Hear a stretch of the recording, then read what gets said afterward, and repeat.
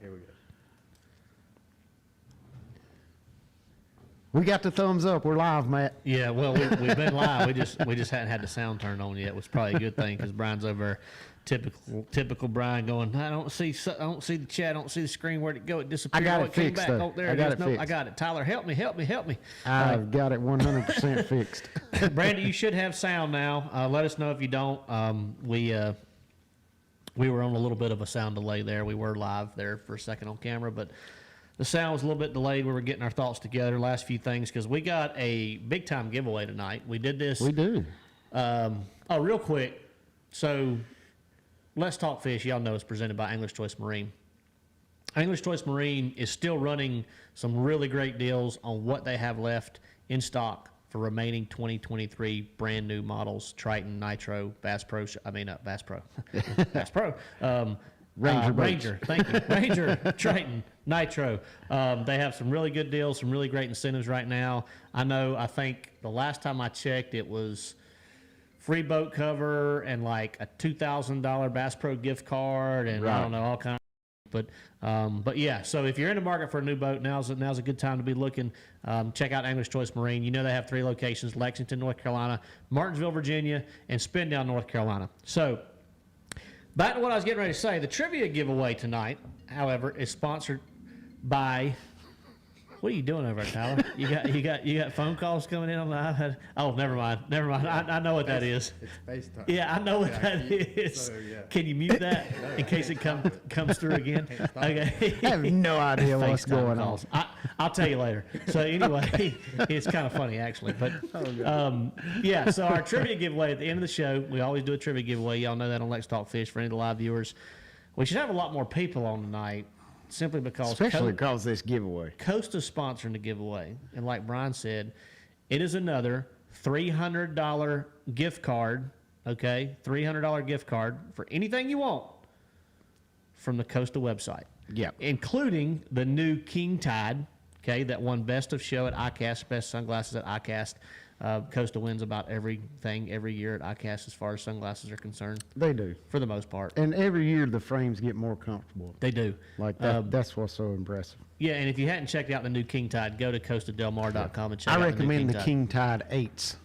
King Tide 8s. If you have a small head like I do. King Tide 8s.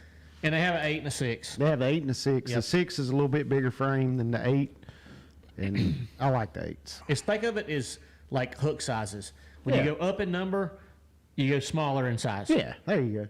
All right, because that's backwards in most of life, right? Right, So, exactly. Yeah. That's a good, I'll sit here and think, good yeah, analogy. like, That's that's good Yeah, you're a analogy, Matt. fisherman. I mean, I know. yeah. Well, I'm just thinking, people could like 8's smaller than the 6. No, it's not. Yeah, it actually is. Have you ever seen a number 8 treble hook? Yes, They're actually. tiny. Don't they come standard on the little riser bait?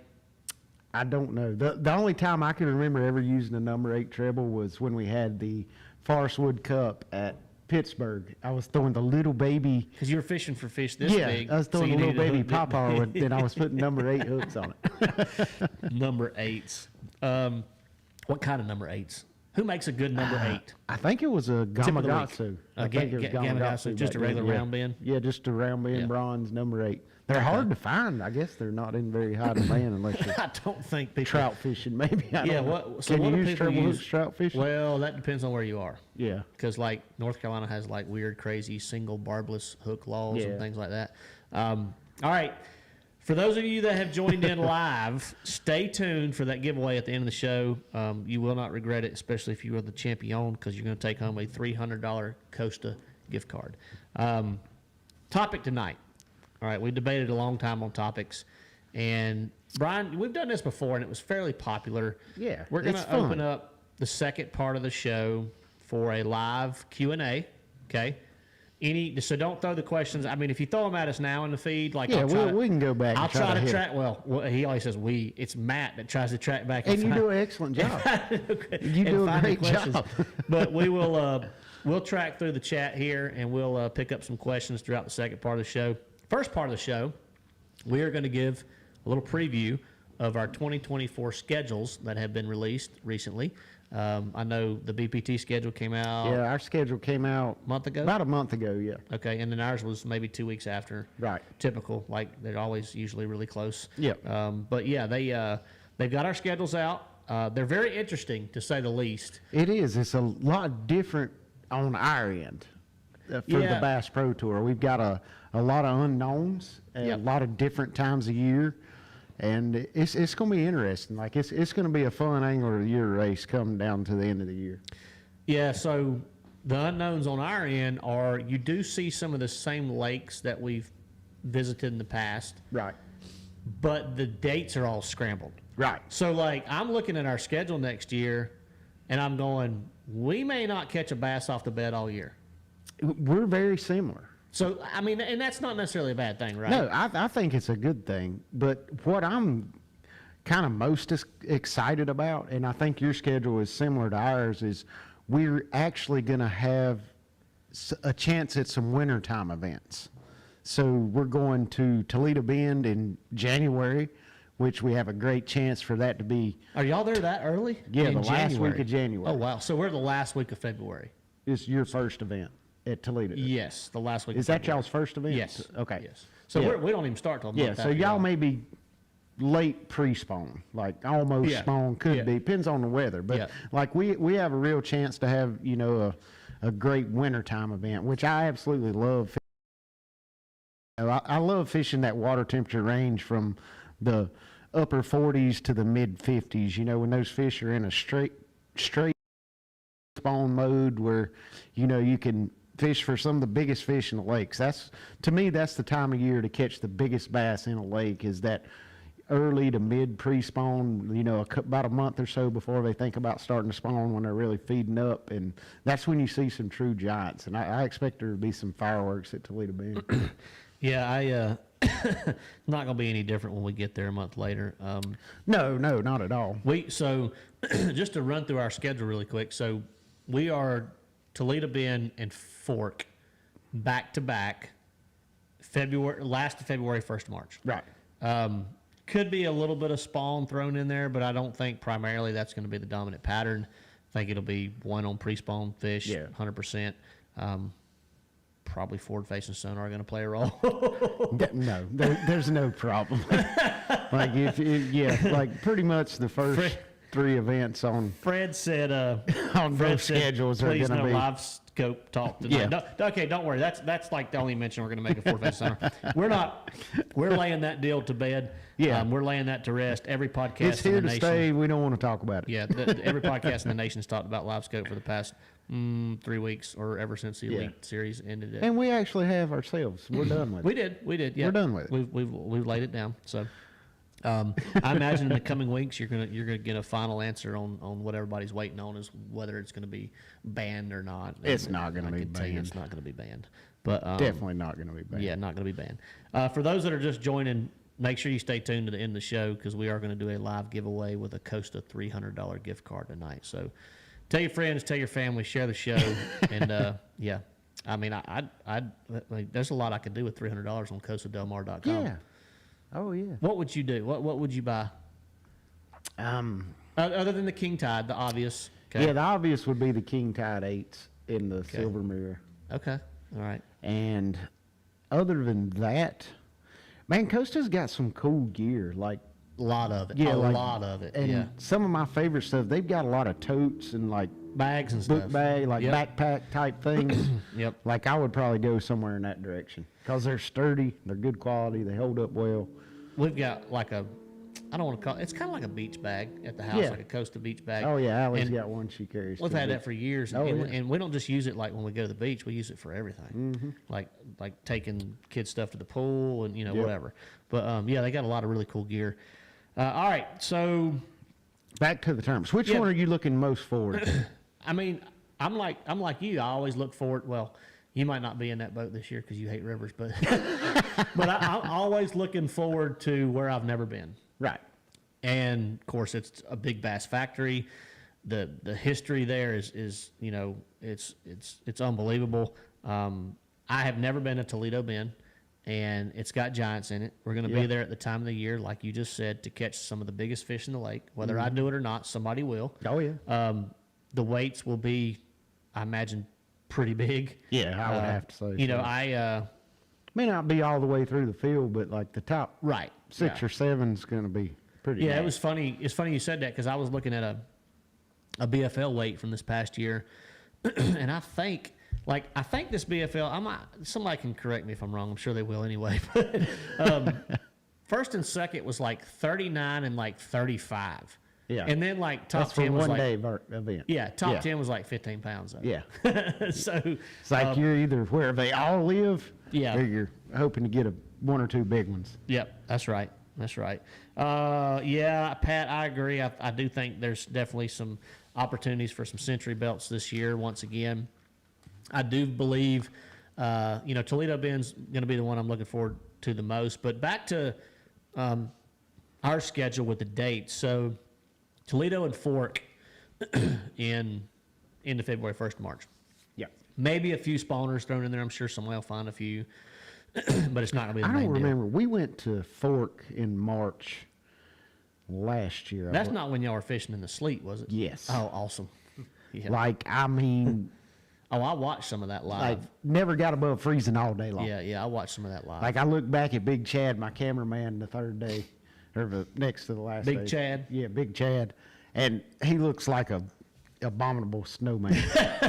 Like, he's got a half-inch of ice on his back in his rain suit. Like, it was so cold, like it was actually freezing on your rain suit. Yeah, that's cold. I almost fell in the lake like 20 or 30 times because your foot pedal would get a sheet of ice on it And for you'd your slip? trolling motor, and you would step on it. Did you keep your life and you- jacket on all day? No, I can't fish in a life jacket.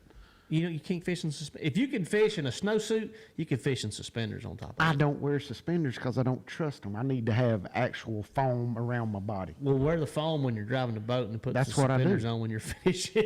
I wear a life jacket where if I fall out of the boat, it's going to float me. I don't want to have to pull a cord. I don't want to have a thing blow up. I just want Hey, it to I'm float. just trying to keep you safe while you fish. No, in the I snowstorm. agree. I mean, I had 2 other people in the boat. I had Official and Big Chad.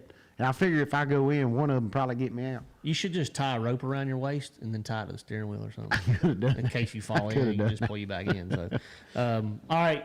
Well, so, let's see. After that, I'll try to run through our schedule pretty quick. Brian, you can get through the dates of yours. We have the Classic, Grand Lake, Oklahoma in March, which I'm looking forward to. Very much so. That's going to be it should be a really good event. It's later March, so hopefully we'll be How's avoiding. Grand been fishing lately? Like, I have no idea. I mean, it depends on who you ask. Yeah, You know, obviously. like the guys that are winning say it's fishing great, and the guys that are sucking say it's terrible. Isn't that typical in the bass fishing that is world? very typical. Very typical. So looking forward to. I mean, it's the classic, so you just look forward to that you anyway. gotta It's like look Red for- you Crest, gotta know. look forward Right. to that. April. So April, here's a twist. So we go to Harris Chain and St. Johns River back to back in April. That'll be fun. I've never been to Florida in April, and everybody's like, "Y'all should not come in February and January No. when the weather's so iffy and things change so fast." Dude, and yada, it'll yada, be the best 2 Florida events y'all ever had. See, I can't wait for that. So I'm I looking forward to promise. that. As Florida's far as kinda- getting bites and catching fish, Yeah, all right. you're going to be like, man, I want to come to Florida. you're getting me excited. Oh, I'm serious. Like you're getting me And fired up. we've got a similar event. So our heavy hitters for next year is on the Kissimmee chain in May. So it's going to be even a little bit later. But we actually fished the heavy hitters on Kissimmee chain in June one year, and that was the most fun I've ever had in Florida. Yeah, I am looking forward to that just simply because of the date. So that's a little twist in the schedule. Normally we always start our Elite Series every year in Florida, and Right. now they've pushed it back to April. So that's kind of cool. All right, And I moving- think the fans will like that too, just the fans of the sport of bass. Yeah, fishing. for They're- sure. And St. John's always shows out. Like we have a huge crowd at St. Yeah. John's. Lake Murray in May. Okay, it's That'd be fun. I believe that's a standalone event, if I'm not mistaken. Lake Murray Going in and do May. it. Or do we go somewhere right out? No, it's standalone. Yeah, Lake Murray in May, and then in June we roll out to Wheeler, and on the back of that is Smith Lake. Now everybody online is like, Smith Lake the week before July 4th. Y'all boys have fun. So I imagine very much a forward-facing sonar event. Very much, Man, not necessarily. very much hot. Hot, I imagine. Very much lots of waves. Lots of from waves, lots of boats. I imagine too. It's gonna be like a little washing machine out there. And The good thing about Smith is it's got a lot of arms and fingers. Like you could possibly get away from the washing machine. try to figure out which one has the least amount of Yeah. wake boats. Right. Yeah. But see, I think you're going to have a good Smith Lake event because I think it's going to fish a lot like Moss and Norman in June. Oh, you do you? I think so. Okay. All right. Well, think that'll be so. interesting. Happy now. It's got spotted bass in it, so It's man, got spots. Yeah. I'll be comfortable there. It's So got some big largemouth. and Wheeler, I haven't been to Wheeler since the Forest Wood Cup was there, which that was Oh, that's been a long time. that ago. was yeah, that's the last time I've been there. Yeah. So I think that's the last time. was it? The one, I think John Cox won it, didn't he? Didn't Cox win it? He did way up in that backwater Yeah, on the creek or frog. whatever. Yep. I forgot about that.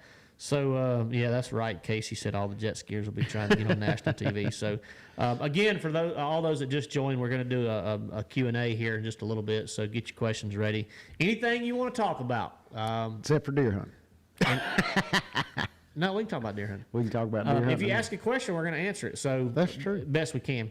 Forward-facing sonar questions, yes, we'll answer those too, even though we've talked about it for a month now. But yeah, we can. We'll answer whatever. So, all right. After the June swing, we, gosh, do we have July off? We do. How many tournaments is that? Let's see. We got Toledo, I hadn't been Fork, keeping up. the 2 Florida events, That's South 4. Carolina, Murray. Yeah, that's Wheeler. it. That's it. Then we got the 2 in June, Yeah. Wheeler and Smith, and then we skipped July. Right. And then y'all go up north. And then in August, well, I say we skipped July. I don't even know when our up north swing is. We finish at Champlain and St. Lawrence again. So Yeah. no surprise there. It'll be phenomenal fishing. The weather will be much cooler than it is here.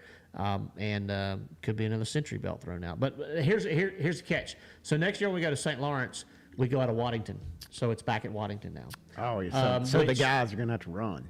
So the guys that want to fish the lake are going to have to make a big run. Yeah. A big commitment, and you better be absolutely stroking them Yeah. to make that run. So I myself will probably not. I mean, I hate to have preconceived notions, but it depends on how the points are shaking out and things like Yeah. that on the decisions that I make as far as that tournament's concerned, because it's the very last event of the year. And if And you're you don't know what position you're in. There's a lot Correct. of positions you could be in. correct, I mean, if you're Like leading you the could be- AOI, yeah. like that goes into the pot. If Yeah. you're on 40th in the classic bubble, that Yep. goes into the pot. Or You if know, you're in like 10th and you know you can't fall out of the classic cut, but you know you can't win angler of the Correct. year, you might as well go Then away you and try send to it, win. baby. Then you send it. You got nothing to lose. yeah. Yeah, Casey, it is possible to make that run even if you have wind. It comes down to, how confident are you in what you found? Is it going to be competitive? Can you get now? Let me back up a little bit. If you have wind, let's just talk about wind for a second. You always got to talk about win. Well, when you have 5 to 10, 15 to 20, or 35, like we had the first day Yeah. this year on Lake Ontario, and there were like literally but 8 even footers. if you have 5 to 10, that's going to make it iffy. Well, and here's the other thing. Yeah, here's the other thing. So that's a good point. So what people don't realize about the Great Lakes is you get these residual waves too. Like you get You get rollers after the fact. correct. Yes. Like you're like, oh, well, it's blowing today. It'll be nice tomorrow. Well, Yeah. it is nice, but the rollers are still there Yep. because the lake's 150 miles long, and these suckers are big building up. They don't just go. Whoosh, Yep. It's just surprising. It can Oh, be. and another thing you got to think of at Waddington, going out of Waddington, you got to think about running through the American Narrows with the speed limit, no wake zones. Nah, you run the Canadian side. But it's still going to take more time to do that. Like you're going to have to add Oh, that. no. You can run the Canadian side to get to Ontario from Waddington quicker than you can run the Narrows. Okay, gotcha. Now I've never done that. That being said, the speed limit in the Narrows is a big deal. Matt Herring got a ticket year Yeah. before last or whatever it Yeah. was. It's like 35 mile an hour speed limit in what they call the Narrows. If nobody's familiar with what we're talking about, there's a stretch of the St. Lawrence River where it narrows down. There's a lot of development through there, and they have a speed limit for how long is it? A couple miles, maybe? Yeah, it's probably 4 or 5 miles, 6 miles. It's several miles, Yeah. and it's a 35 mile an hour speed limit. and they will bust your butt. Yes, sir. They are sitting on either end, sometimes in the middle and everywhere in between, waiting to clock you and write you a ticket.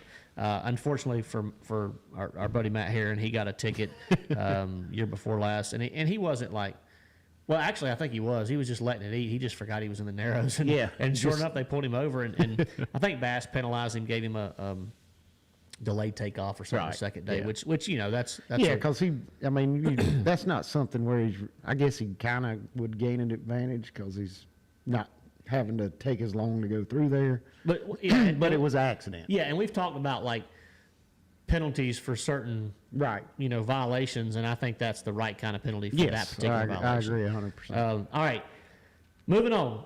Let's talk about your schedule and how excited you are about all these new places you get to go. Yeah, so we've got some new stuff on the schedule, and a lot of places I've only been to once, and it's like 15 years ago. We'll start out with Toledo Bend's, our very first event in January. I fished it one time in my life in like 2007, 2008, so it's been about 15, 16 years since I was on Toledo Bend. And I know it's changed, and how I caught them, that's probably not even there anymore. But I'm looking forward to it because I'm going to be able to treat it as a new lake. And then we go on to one of my favorite lakes in the country, Santee Cooper. A little disappointed in the time frame they chose. I wish it was from mid-March to mid-April, but we're going to Santee the last week of February, which is going to be so we got potential for that to be really, really good or really, really bad. If it makes you feel any better, I fished a BFL one time down there in February.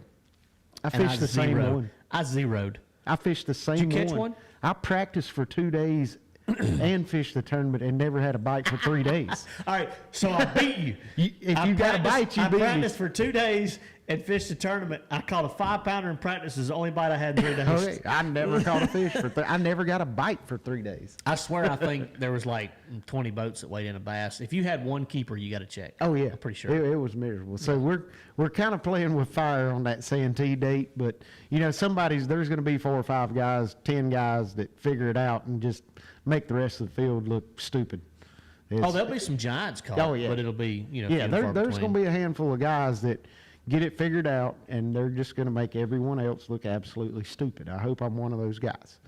Well, now you could, you get a little warming trend though right before the tournament starts. It could get stupid. Oh yeah, like that could potentially be a sight fishing deal. Like we could be fishing water temps anywhere from 48 degrees to 70. It's on what Mother Nature gives us. That's 40-something degree water at Santee is not fun. No, it's not fun at all, especially if it's dirty. But anyways, looking forward to Santee either way. Just hope the weather's nice for us. And then after Santee, I'm gonna have to pull up my schedule because I don't really know. Let me pull it up here. All right, after Santee. Do you want me to mention the ones that you don't want, you're not looking forward to? Are you gonna go in order? I'm gonna go through them. Go ahead. I mean, everybody already knows the schedule. So, everybody knows Thrift hates rivers too. I do, especially tidal rivers. So, my third event next year will be Red Crest at Lay Lake. I'm looking forward to that. Be on the Coosa River. I don't think I've ever got to fish a pre-spawn type event on the Coosa River. That March?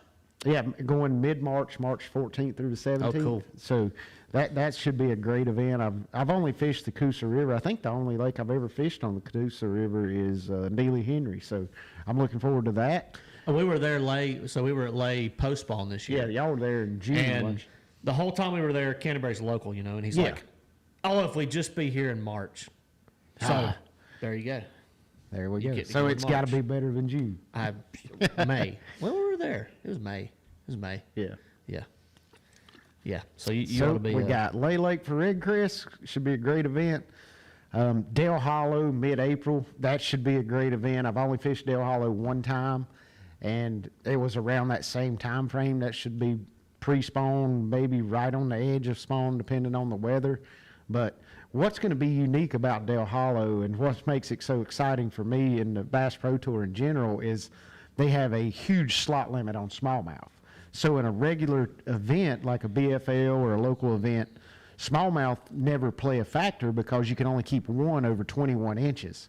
And that lake is slam full of 3.5 to 4.5, 5 pound smallmouth that are absolutely no good in a tournament if you're fishing a local event because you can only weigh 1 over 21 inches.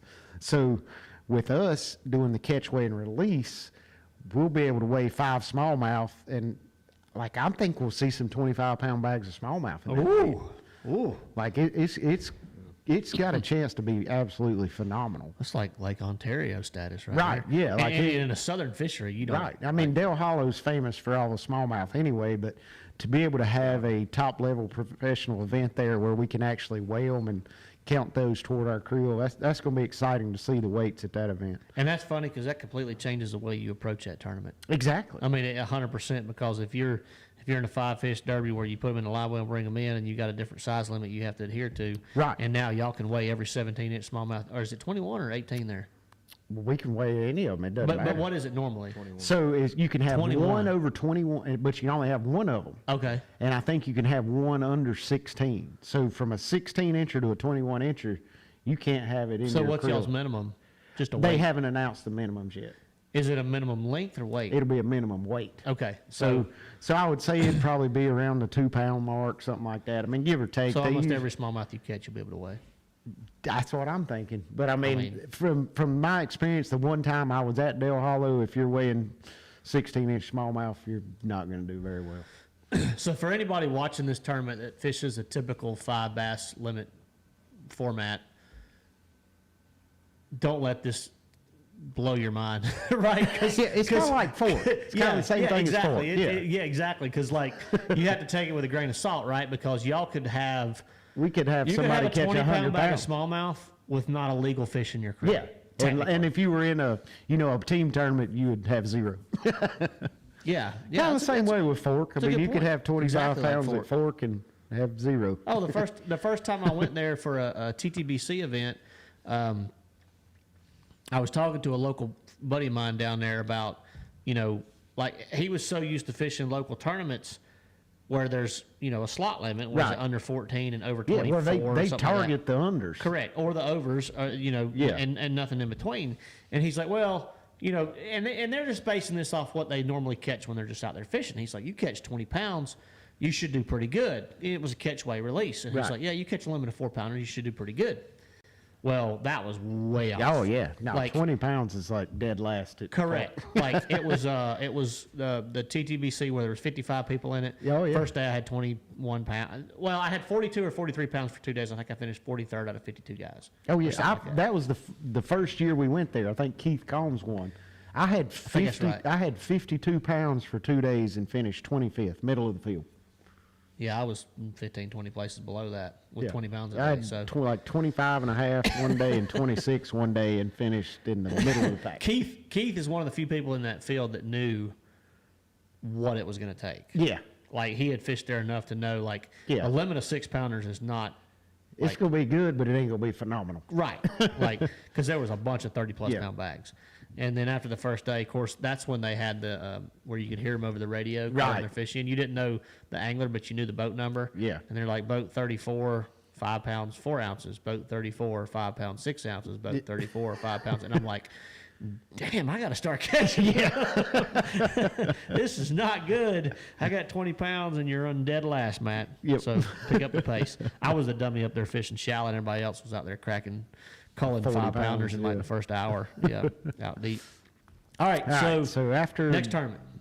After Del Hollow, we go to Lake Eufaula, Oklahoma, the first week of May, and that's It's a kind big of old lake. Yeah, it looks. I haven't really dove into it and done a lot of research on it yet because it's so far out. But I know there's been a lot of top level events there over the last couple of years between the Opens, the MLF Invitationals, things like that. So there's not a lot of history on that lake, but there's a lot of recent history. So Yeah. I feel like that's going to have guys fishing on top of each other, even though it is a big lake. It seems like what I've seen of the other events there from the coverage, everybody pretty much catches them in the same area. So not really looking forward to that one. But Well, the we'll good see how thing, it goes. good thing is May, and at least it gives you a lot of options. Yeah, it does know, give you a like lot of options. May you can May's usually like catch 'em in jump about every depth fisherman zone. paradise Yeah. in that region of the country. All right, then we go to the mid-May, the heavy hitters on the Kissimmee chain, that's going to be a fun event. You know, it was a great event when we fished it in 2020. I think Jordan Lee ended up winning that. I finished second, just a little ways behind him, but it's fun. You know, April, May, June in Florida is a good time. Like, you're catching fish, and they just bite. They bite so much better than they do in January and February. And then we go to our home state of North Carolina. But the only downfall, it's a stupid tidal river. So that we've got the Chowan River. Well, I was going to say, what river are you going to? It's the Chowan River, Edenton, North Carolina. I've never been there, never set foot on it, but I know they have been catching a lot of big bags there. It's kind of been I think a local well-kept secret for the last 3 or 4 years. Was, yeah. So that's going to be a fun event. Even probably not for me, but you know, a lot of guys are going to have fun. He'll probably win it. He'll probably win it. And then immediately after that, we have another stupid tidal river, the James River, Richmond, Virginia. Yeah, that's all I'm going to say about those two. What big town is that close to, Ben? I have no idea. Which James is Richmond. Yeah. The Chowan, I don't know that there is a big town or city. Probably Raleigh. It's probably Raleigh, which is several hours away. Chowan's down there in the eastern part of the state.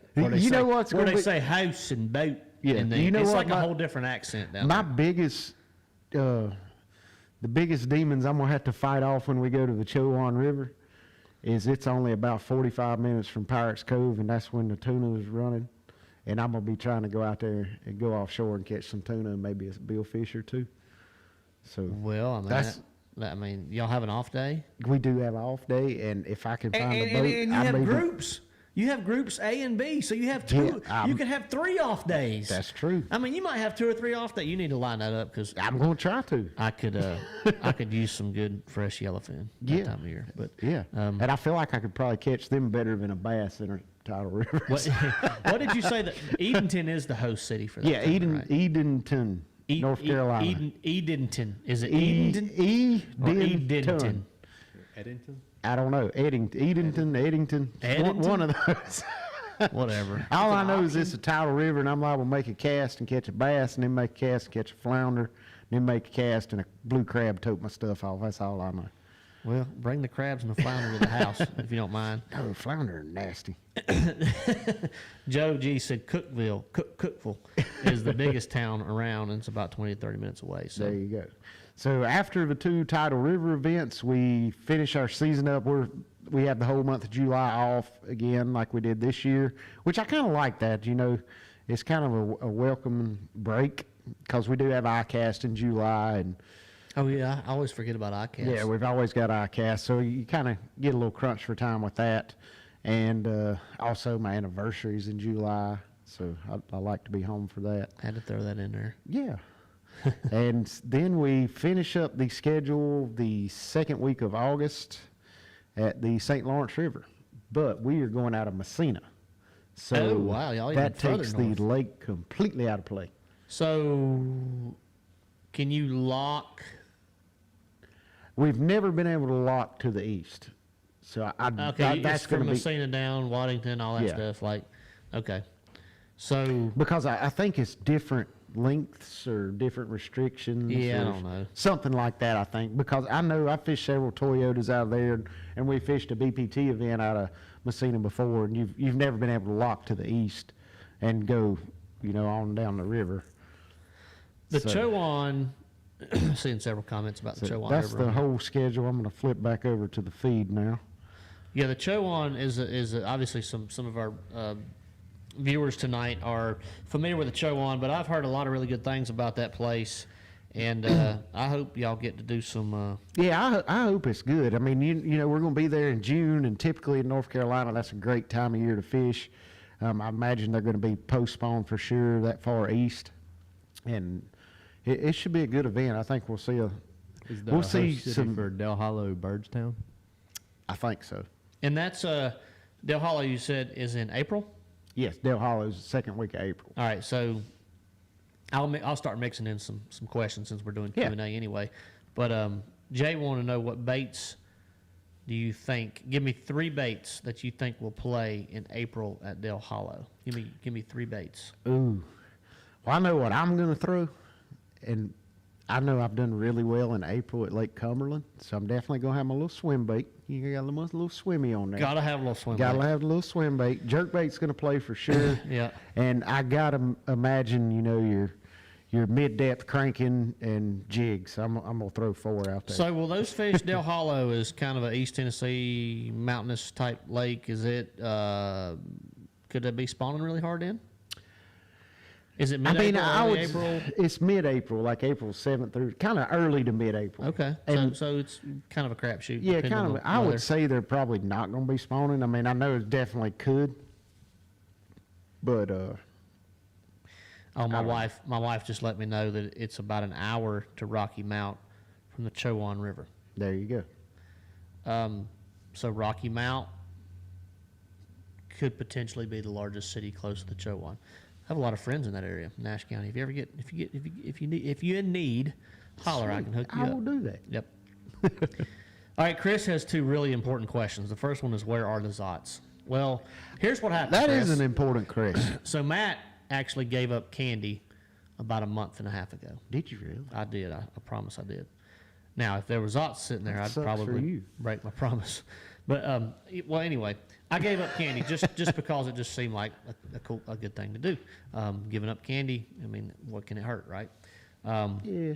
Now, I have cheated on that once or twice. It's not like I'm hardcore, but like y'all don't understand. Like I used to eat like Sour Patch Kids, Warheads, stuff like 3, 4 to 5 days a Well, week. that's your trouble. You eat nasty candy.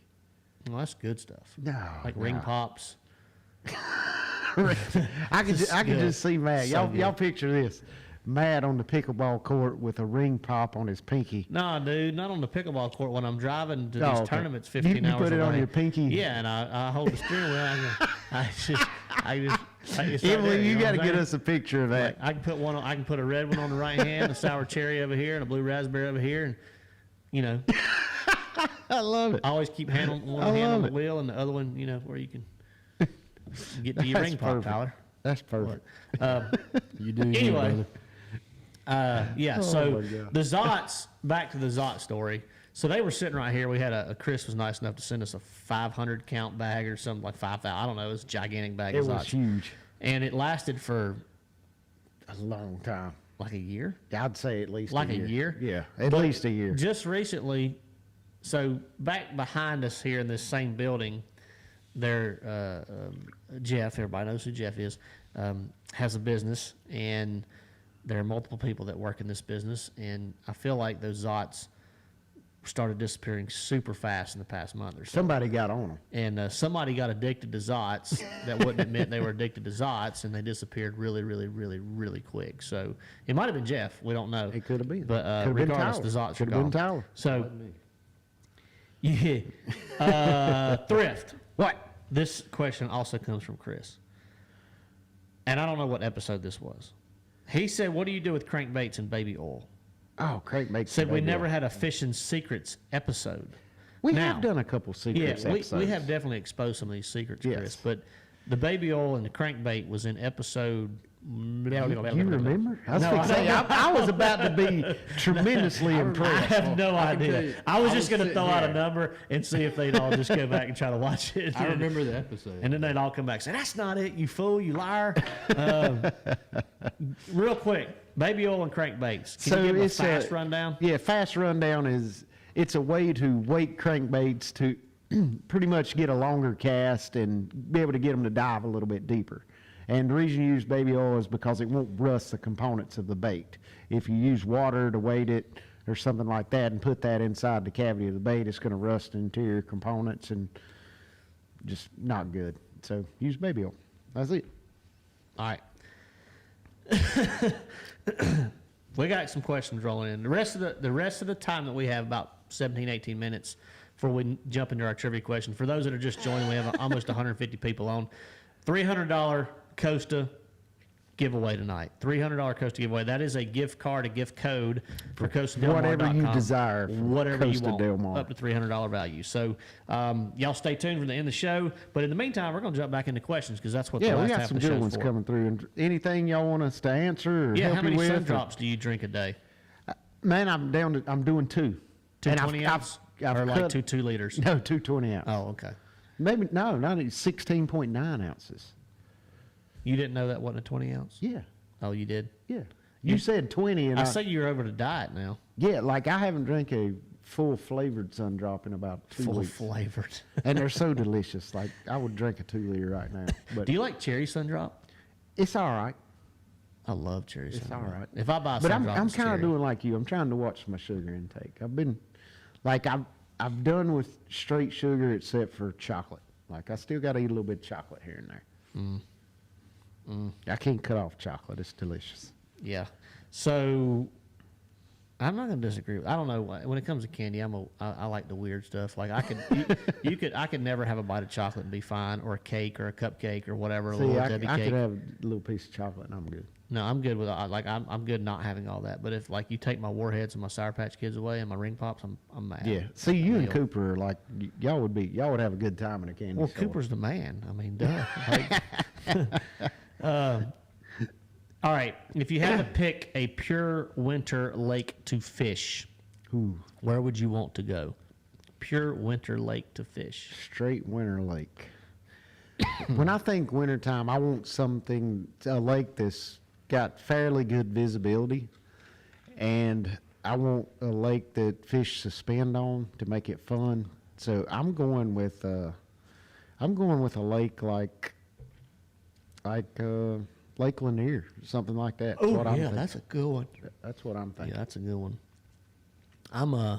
Because those fish bite in the winter. Like the fish in our area of the country, like North Carolina, South Carolina, Georgia, Bite. like they bite in the winter. Like that's when they eat. They eat everything in sight. It's the best time to fish around. Yeah, it's like, so, I could, like the obvious answer, people would be like, well, in the winter, I want to be in Florida, or the winter, I want to be. Yeah. I mean, that's great and all, but like you get it's like going to Santee in the winter. Like you get nasty weather and you ain't getting a bite. Yeah, you might go But 4 or if you go 5 to days Lanier, and not get a bite. Or even Hartwell. Hartwell would be on the top of my Yeah, list. Hartwell. Or Norman, Lake Murray. Yeah. Lake Norman, all those lakes. Any of our highland impoundments in the south they're money when it's cold. Yeah, and the nastier the better. Like, Yes, that's true. it's crazy. Like They you get up. go to Norman in February and it snows half an inch, you had the best day of your life. You're gonna catch them. All right. What's your best rod for crankbait fishing, just in general? Like, let's just talk. I mean, everybody knows you're Fitzgerald. Yeah. But let's talk size and action. Size and action, Yeah. I like it. You want me to go first or you? Go ahead. I took the last one first. Well, in general. So when we're talking in general, like, Wait, do we need to break it down even further? Let's break it down even further.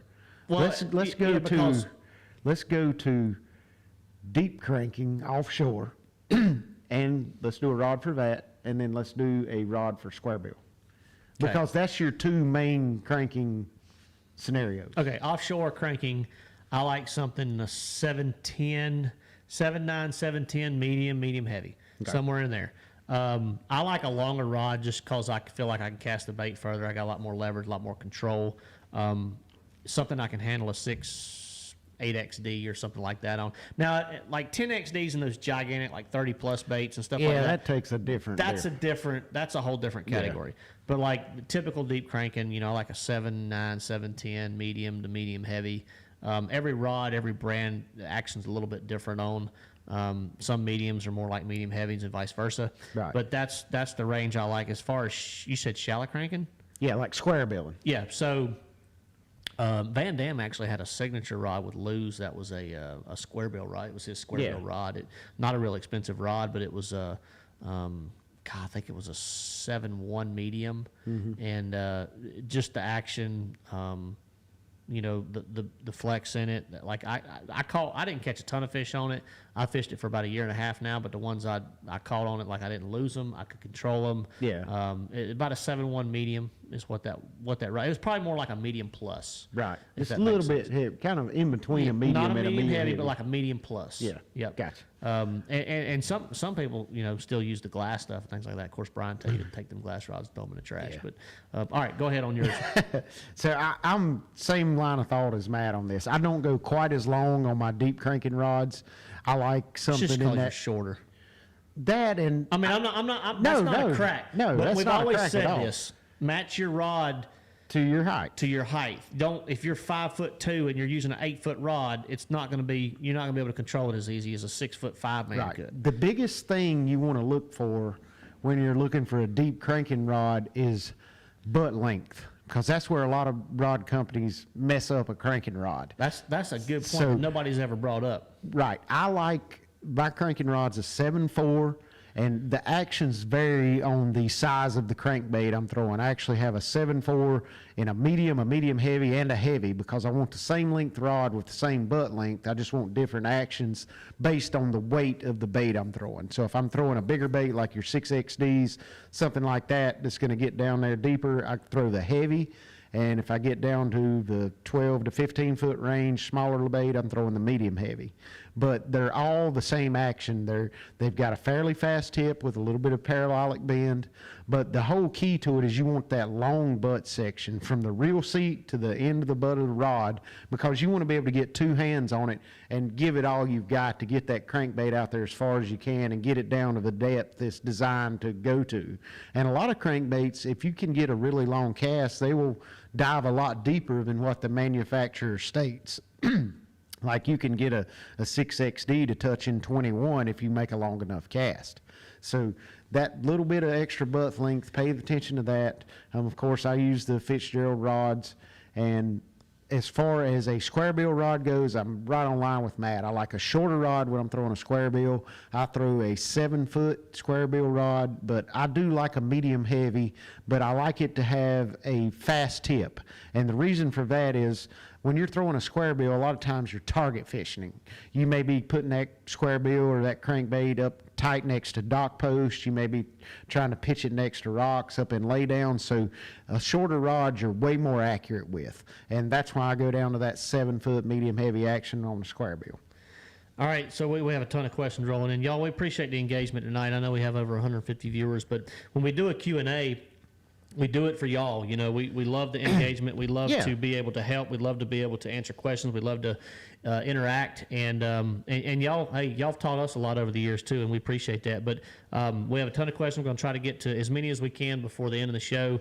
We got about 10 minutes or so before we jump into our trivia question. Again, anybody that has not been on for the entire length of the show, we're giving away a $300 Costa Del Mar gift code tonight. That is redeemable at costadelmar.com for anything you want up to $300 in value. So, all right, back to questions. Back to the questions. All Yeah, right. a lot of good questions, y'all. Well, I've seen several comments. First of all, disclaimer here, that we were wrong for making McCoy eat that hot chip, yada, yada, yada. So if did y'all do that? I hadn't seen it. So I know you probably don't watch Scott Martin Challenge or Well, Scott I don't Martin's watch a YouTube whole channel. lot of YouTube. Right. So on the YouTube, when we were at St. Lawrence, Y'all McCoy made- and Dylan, okay, Dylan's one of the other videographers. Did y'all trick him or did No, y'all? no. Okay. That's what I'm All right. I'm I putting hadn't this seen out it. there. I'm ignorant on it. They showed back up at the house after a day of practice at the St. Lawrence, or it might have been our off day or whatever it was, an in-between day, and they're like, hey, we bought these chips and we're going to eat them. It wasn't like we bought them for them and tried to get them to do it. Yeah. Like they showed up with the one chip challenge, and each one of them had one, and we're like, we're going to do it. So of course we're going to film it. Yeah, So of Scott's course. over there with the camera, and I did a little video on my phone, and McCoy ate one and Dylan ate one. Dylan, Did you eat one? no, they only had two. I was not included in that too. I wouldn't have done it anyway. McCoy ate so one, It and wouldn't Dylan matter if ate they one. had 40. I wouldn't have done it. Yeah, and McCoy, so it went like this. Like Dylan and McCoy ate their whole chip, ate it pretty quick, chewed it up. You're supposed to chew them up really, really, really good. Long story short, McCoy suffered, was shaking, it was serious. Yeah. And I know this is terrible because, I saw the news where a 14-year-old kid passed away from the one chip challenge. Oh, really? I don't know if it was directly from the one chip challenge, but that's the way the news That portrayed probably it. started in the it, or- media. It could have triggered Yeah. something for sure. So, bad deal, right? Bad deal. McCoy was out there like shaking. Like this was 30, 45 minutes after he ate the chip. no. Dylan, on the other hand, was like, I mean, he handled it pretty well, surprisingly well. But like 2 hours later, I'm in the bed and they're knocking on my door going, I'm blocking everybody in. I'm the front truck, right? And Yeah. they're like, we need your keys. We might have to take Dylan to the hospital. I'm like, what are you talking about? And he's like, he didn't wash his hands after he Oh, handled the God. chip, and he rubbed his eye, and his Oh. eye was swelling up, and he's like, he couldn't see. Oh, my- and yeah, I'm that's like, terrible. Flush it with water, yada yada. Long story short, he ended up being fine. Yeah. One chip challenge, I don't recommend it. No. I've been a firsthand witness to this, and it was legitimately not good. And I don't care how tough you think you are, it's just stupid. Yeah, it's like just it's not, stupid. like it's not a good deal. Like it's not. No. Anyway, all right. I'm kind of surprised they can even Next sell question. that stuff. But Yeah, and like last year, apparently the chip was different last year, and they changed it this year to like a different pepper combination or Yeah. whatever it was. It was like some kind of Viper Death pepper and then Carolina Reaper combination this year. I don't know what it was, but Viper Death. Yeah, I don't know. Like it was. I mean, that's enough for me not to do it. It was right it was there. something crazy, like some crazy pepper you never heard of, and then a Carolina Reaper Yeah. combined in this chip, and it was like, why would why do I want to Yeah. eat that? But Yeah, I agree with that. people do it for views. On social, that's a big deal on TikTok now. Like eating, my daughters love to watch these videos where these guys eat this super hot combination of crazy things, and then they sit there and they look at the camera and they go, no reaction. And they just sit there with a straight face, and they think that's hilarious. And I'm like, That's better than watching somebody like puking everywhere. well, I mean, yeah, you're right. Yeah, I guess so. All right. Anyway, There we go. back There we to go. back to the questions. Where do you think, this is from Jacob Lamb, All right. where do you think the next great frontier of bass fishing is? Is it new electronics technology, new boat tech That's a good stuff, question. new bait techniques? Well, I mean, it's a good question, Jacob, but I'm going to be honest, and I'm just going to go ahead and say I don't think anybody knows. it's 110% going to be electronic related. I mean, I would have to think so. What else would it? I mean, like the Alabama rig. Okay, that's Well, great. well, but like, you look though. If you look at the history of sport, even in a short time, we've been fishing professionally for 16 years. Yeah. And that's a relatively short time in the whole timeline of bass fishing. Sure. But you look at since we began, we had the chatterbait, which was absolutely phenomenal. Still Yep. a great bait, but Yep. the first couple years, like it was winning every tournament everywhere. We got to witness that. Then we got to witness the epic bite of the whopper plopper in the early 2010s. wait, was that pre? That wasn't pre Alabama rig. Yes, it was. Was it really? No, it was right after that. It was after the Alabama rig, So yeah. we got the A rig was 2011. You're old, Brian. I know, I'm forgetting.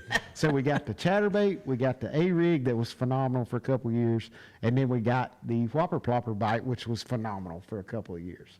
Like I think we're due to see another bait that just takes the bass fishing industry by storm for 2 or 3 years. Just like it seems like every couple of years there's a bait that just dominates for 2 or 3 years, and I think we're due for another one of those. So you think it's going to be a bait? I think it could be a bait. Okay. I mean, and that's not to say it's not a bait that is geared toward forward-facing sonar. Well, there's a ton of those coming Yeah, out. there's a every day ton of now. those out every day, so I think that market's kind of watered down. So I think it's going to be another type of bait.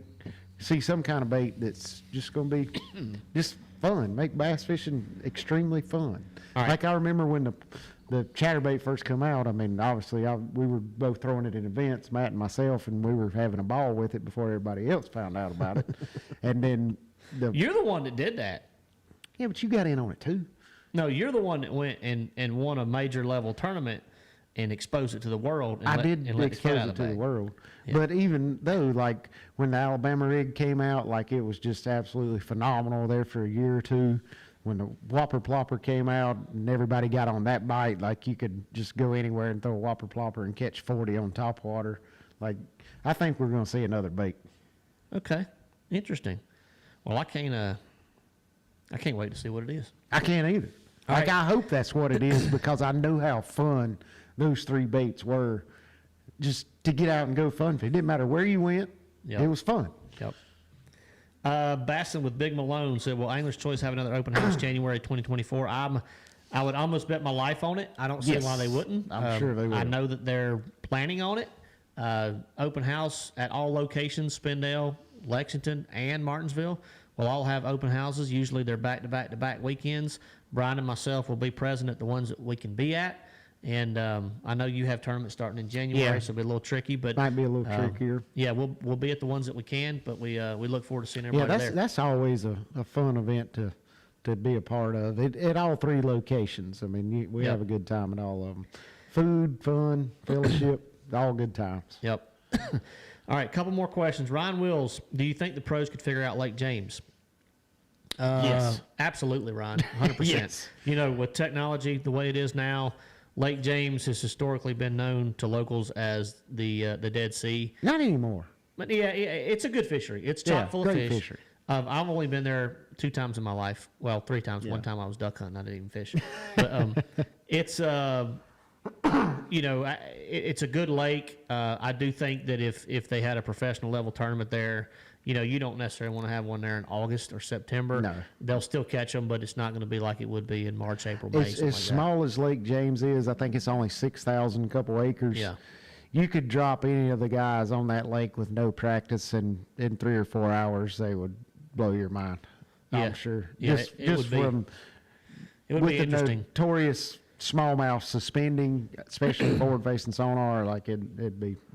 Yep. And I'm sure there's a lot of locals at James now Yeah, that have that are figured this doing- deal yeah, out that oh are not God, really yeah. letting the cat out of the bag. But, you know, if a national level event went there, obviously it would be exposed and things would change. That tends to happen when they nationally televise certain places that have not got the attention in the past. But, all right, Keith Wood wanted to know, is there any thoughts on the new ABA Pro Tour? So, Keith, I have absolutely no idea what that is. Me either. I mean, I've heard of ABA. I know, you know, I'm somewhat familiar with ABA. But as far as the Pro Tour is concerned, I'm not sure what that is. But I think we have somebody that does sitting right over there. Do you? What I was talking about before the show. Okay, so Exactly. elaborate See, on I that, paid Tyler. attention. So, here, hold on, give me 1 second. Let me pull up the details. Yeah, go ahead and do that. We'll jump on We'll another answer question. some more questions Yep. while he does that. He, all right. Pat Snyder, here's a good one. His son's sitting here watching the show with him. Appreciate y'all joining in, Pat. He just won a Denali Lithium Pro jerkbait rod. Oh, He's nice. wondering what Congratulations. ratio reel to pair for jerkbaits. You want to answer that? Or you want me to answer it? We're probably on the same page. But Yeah, probably same page. 7 to 1. Nope, we're totally off. Okay, well go ahead. No, you go ahead since you started. No. I say 7 to 1. Are you going to lower? You're going lower? Yeah, I go lower. So on you're jerkbait. going 6 to 1. I go 6.1 to 6.4. So well, actually, the reel I use now is a 6.2. 6. Okay, so why do you use a slower gear ratio reel for throwing a jerkbait? So the Maybe reason you can convince me to go down. the reason I use a slower gear ratio when I'm throwing a jerkbait is I don't want the reel to move the bait. I want all the action on that bait to be imparted by the action I give it with the rod. And if Jerk harder. if I go to a faster gear ratio reel, I'm taking up more inches per turn of the handle. So between turns, I don't like it. I feel like I'm moving the bait too fast. So you're and trying to prevent from actually tight lining. Right. I'm trying to prevent the jerkbait from going straight through the water. I want it to dart side to side like it's designed to do. And Okay. just the way I fish, it works better for me on a slower gear ratio. Now, that's not to say you can't do it on a fast gear ratio, because there's a lot of jerkbait techniques where you're using a sweeping motion instead of a traditional jerking motion on slack line.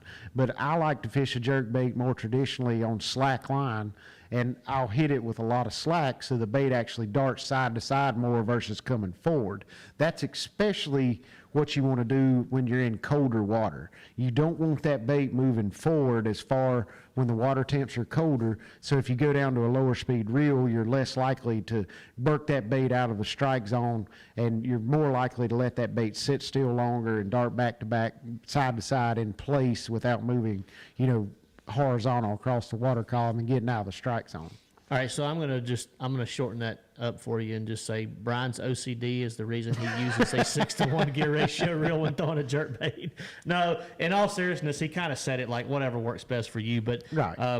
you know, what Brian is explaining is that if you're popping that jerkbait along and you have a higher gear ratio reel and you pick up a little too much line in between jerks and you tighten the line up on your jerkbait and you jerk it through the water column, you know, unnaturally or whatever it may Right. be, that's why he's going to a lower gear ratio reel. So whatever fits you and whatever you control better is what I would recommend. I wouldn't go to an 8-to-1 or 10-to-1. I wouldn't go to a 5-to-1. So No. between the 6 and 7, figure out what works best Yeah, for you. there's not that much difference between 6 and 7. You're probably looking at maybe 2.5 to 3 inches of line per turn of the handle. Yep. All right, so it is 8 o'clock, Brian. You 8 know what that o'clock. means? Y'all, we do. I can't thank you enough. We're up to 170 something viewers, and we have a ton of questions. And because of that, I tell you what we'll do. Next time we're on, we will we'll dedicate another 50%, 25% at least of our next Yeah. live show. I to, think to we a should do it Q&A. every show because it's fun for me. Well, we do some Q&A, but Right. we usually do last 5 or 10 minutes. Right, yeah, that's true. But we will 100% do some live Q&A on the next episode. That Maybe we a have. whole episode. Maybe a whole episode of Q&A. The heck There with you it. go. All right, so trivia question time, y'all. It is 8 o'clock. Brian, you know the answer. Do you know the answer? No, I do not. It's written. It's down there at the bottom. It's the 2 down there at the bottom. You can't read my handwriting, can you? Okay, yeah, got it. Yep. All right.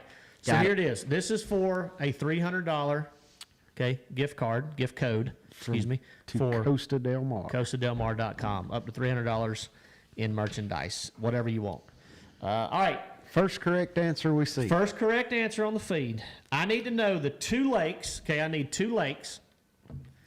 And these are the 2 lakes, one for me and one for Brian, on our 2024 schedule that are the furthest drive for us, the furthest away from Shelby, North Carolina for us. The longest it We takes to talked get about all the 2 lakes tonight in the show, so 2 you lakes. know the answers. I need my furthest drive and Brian's furthest drive for our 2024 same schedule. post. In the same post. Yeah, y'all don't spread them out where we have to go searching and trying to put together like a 1,000-piece puzzle or something like that. All right. I got your ABA thing if you're interested. Oh, so in the meantime, while we're looking for the correct answer, Shasta and Wheeler. Shasta wasn't even on there. Brian, are you watching? Are you watching? Yeah, I think so. Okay, It's going fast. Bill, I'll give you a break. You don't have to spell it correctly either. So we knew what you meant. That's not correct, by the way. What's Shasta? Everybody's saying Shasta. What? I wonder what. What? I wonder what. Shasta's not on Oh, our- I got it. Where? I got it right here. Let me see. That's not it. You can't read. Oh, never mind. I don't got it. Continue, fellas. Continue. Oh me. Continue on. Do y'all go to Lake Fork next year? No, you do. Okay. Yeah, y'all don't go to Fork. Yeah. All right, ABA deal. Tyler, I'm going to interrupt you if I see the correct answer. Okay. Yeah. So I'm looking too. I'm gonna vaguely be paying attention to ABA. y'all, but not a lot. No, don't pay attention to us. You watch the Okay. feed. I'm watching is- the feed. The Pro Hey. Tour now. I'm watching the feed. it's the first solo This, national this series. is kind of a tough one. It's 16 divisions, 1-day entry fee of $325 with an 80% payback, $325 entry fee. $325 entry fee. Okay. Top award with a full event of $10,000 with an additional $7,000 to Camus boat owners. Interesting. Okay. All right. So They got 16 divisions. they call it a Pro Tour, but it's not a Pro Tour. I mean, it's open to anybody, That's what I'm. Still It's no my correct assumption. answers. right? Y'all, how are we gonna give a hint? And man, it's gonna be hard to do a hint. It's gonna be hard to do a hint. No, I got a pretty good hint. You got a good hint? I'll just give them a hint. Oh, I that saw was a close one. Yeah, I just saw a clo- close one. I did too. It kind of So- reminds me of CBC. So my furthest drive for 2024, it's going to take me the longest to get there, is in New York. I'm not going to tell you Brian's. Mine is in New York. I'm not going to tell you what lake or river, whatever. I got it. You do? Yep. Oh, yeah. Chris? Yep, Chris Anello. That's our Zots man. That's him. Chris Anello is the champion. It is Got it. Lake Eufaula, Oklahoma for Thrift, and Lake Champlain for myself. That Yes, was tricky because Champlain, I thought St. Lawrence was farther as well from that, but it's not. Champlain's further than St. Lawrence. It So is. here's what's tricky is Toledo Bend, St. Lawrence, Champlain, Grand Lake Grand for the Lake, classic for me Fork. are all 13 to 15 hours. Like they're all like right there. Yeah. But as far as like mileage from like my driveway, Champlain's Champlain's going to be the farther. furthest. Yeah. And it's going to take me the longest because you have to drive up through New York and all that crap. So But congratulations, Chris. Chris, congratulations. I think Chris has won before. He said LFG. He's excited. Chris, you have got a We'll code. accept it. We prefer LTF, but we'll accept it. Yeah. I like it. Chris, send us a message on our Facebook page, not the group page, but our regular Facebook page, and we'll shoot you back that code to redeem for $300 in Costa merchandise at costadelmar.com. Congratulations, Chris. Yes, congrats. You know what that, well, I shouldn't say that because that's almost worth asking Chris to send us another mega bag of Zots. But I quit candy. You quit candy and I did too, so we don't need no. I can't do that. Can't do that. Much Can't as I'd do like that. to, I can't do it. But I guarantee if there's a bag of Zots right there at the next show, Then we can It'll make start fun of getting Matt late. for eating them. And I won't do it on camera. Nobody will ever know. I'll Tyler. tell him. I'll video you. No, you won't even be here. You don't even get here till like 6:55. I got here today at like 6:30, No, you didn't. 6:40. Ish. Yeah. Thereabouts. Either way, I was early. That's the main thing. Appreciate everybody tuning in. Hey, I'll give y'all a little teaser too. We got a lot of really cool trivia giveaways coming up. We do. We may or may not be out of Costa $300 gift code giveaways. But we got some good ones. No, we're not out of those, by the way. But we might put that one in our pocket and save it for the fall, later in the season a little bit. You know, maybe when the holidays roll around. Yeah, yeah, that's somebody can win it and get their wife a $300 pair of Costa sunglasses. You think any of these guys that watch this show would do that? You think they'd spend it on their wife? Man, I don't know. Not bass fishing. Now, if I'm bass fishing, like, hey, I can get me a $300 pair of Costas. Yeah. Yeah, I'm gonna get. Maybe it for get me. her a T-shirt and you can still get you a $250 pair of glasses. That's true. That's true. Or get her one you of can those get you a beach totes. $300 pair of glasses and then go buy her something Yeah, you can do that too. that doesn't cost $300. That's right. That's right. All right, Brian, you want to sign us off? We appreciate everybody tuning in tonight. Yeah, thank you guys. Should be able to do a show next Tuesday, possibly. Maybe. Yeah, yet to be determined. If not, Yet to it'll be be. within the next two Yeah. weeks for sure. But you know, it's good to be back. Matt's doing a lot of deer hunting. I'm going to do a lot of fishing. Actually, going fishing tomorrow. And if we can't go fishing, what are we going to do, Matt? What are you going to do? We're going to sit right here and talk fish. Because I'm going to go fishing. Yeah. See y'all next time.